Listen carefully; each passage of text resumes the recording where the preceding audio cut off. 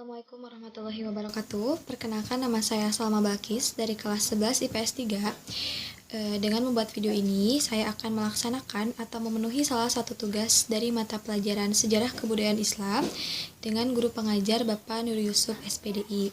Pada video kali ini, saya akan membahas mengenai fase-fase pemerintahan pada masa Bani Abbasiyah.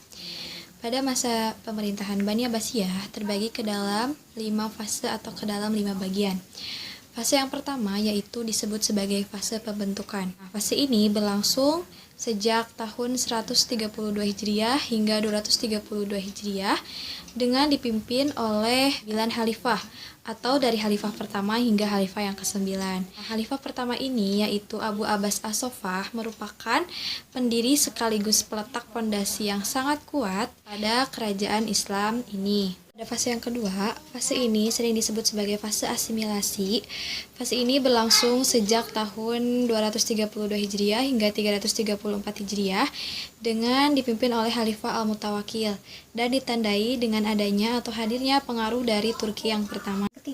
Fase yang ketiga ini dimulai sejak tahun 334 Hijriah hingga 447 Hijriah dengan ditandai atau dengan hadirnya pengaruh dari dinasti Buwayhi. Dinasti Buwayhi itu sering kita kenal atau sering kita sebut dengan pengaruh Persia yang kedua. Sedangkan pengaruh Persia yang pertama itu telah hadir pada masa awal pembentukan dinasti Abbasiyah. Pada fase yang ketiga ini, kekuatan Islam seperti Fatimiyah di Mesir mulai menyatakan merdeka atau terbebas dari kekangan dinasti Abbasiyah. Fase yang keempat ini dimulai dari tahun 447 Hijriah hingga 590 Hijriah. Pada fase ini ditandai dengan hadirnya pengaruh dari Turki yang kedua. Dan ditandai juga dengan hadirnya Bani Saljuk yang mencoba untuk menyaingi Bani Abbasiyah di Baghdad dan sekaligus juga Umayyah II di Andalusia.